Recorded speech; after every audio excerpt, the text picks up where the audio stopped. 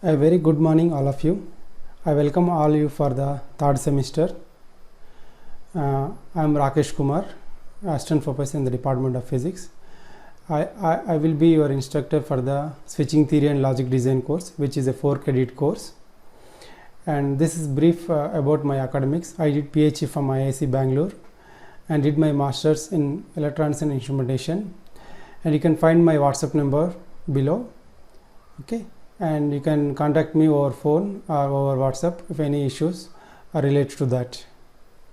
Now coming to your subject, switching theory and logic design. So this is a brief picture of your course. All these 6 or 7 figures which you can see in the slide, you are going to learn all those things one after the other. The first figure related to the switching algebra and second 2 figures related to basic gates and flip-flops, and right side 2 figures related to combination logic design and sequential logic design, and making it a complex circuitry out of basic IC elements. All these things you are going to learn in your course. Now coming to the justification of this course, why it is called switching theory and logic design. Because the first 2 chapters, like switching theory and logic design course, first 2 chapters deals with the Boolean algebra, or we call it the switching theory, where you are going to postulate all the rules related to the Boolean algebra, and we are going to convert our expression from sub form to pass form or standard representation of expressions. So all those things will comes into switching theory. In the second part, we are going to design logic systems or logic circuits. It may be a combinational, it may be a sequential circuits, like example like adders, subtractors, counters, resistors, multiplexers, and so on. So as a result, the course is named as switching theory and logic design. In some places, the same course can be named it as digital design. Sometimes it is a digital circuit design. Sometimes some places call it as a logic system designs. There are many names, but overall more or less the content is more or less same.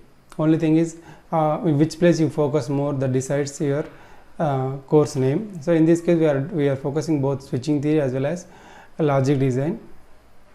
But in other case, like if you take only digital design course, they may be starting from basic gates onwards, excluding number system and Boolean algebra. This is how the course name has come. Now coming to the total number of classes or lectures. Since this time is the online mode, I am not sure whether we are going to conduct this number of classes online or offline. So this we will discuss in a later part, but I need at least some 60 classes, about a period of 20 to 25 minutes duration to finish your course, to complete the course objectives. Now come to the books. These are the books which I refer for this course. The first one is most important one. This book will come again in the 4th semester for the Verilog design.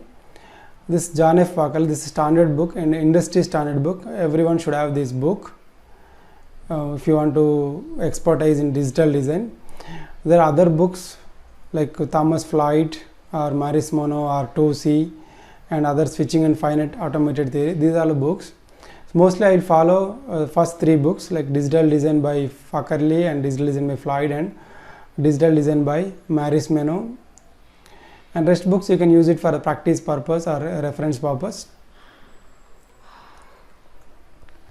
Now coming to the course content. Your course has 5 units.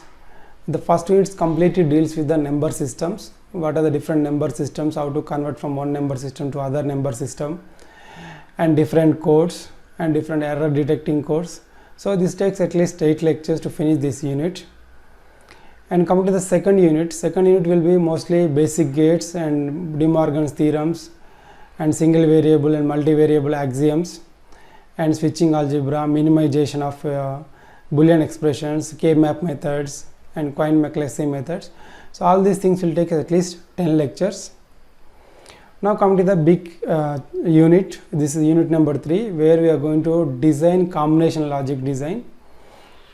where we are going to design half adders, full adders, subtractors, carry look-ahead adders, encoders, decoders, multiplexer, demultiplexers, comparators, and cascading of different ICs for the higher order digital systems.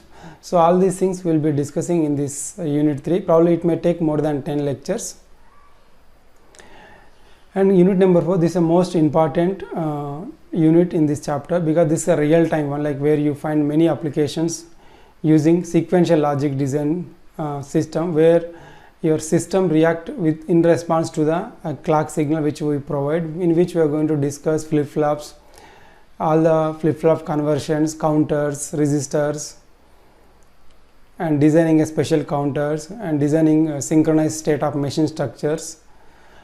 Okay.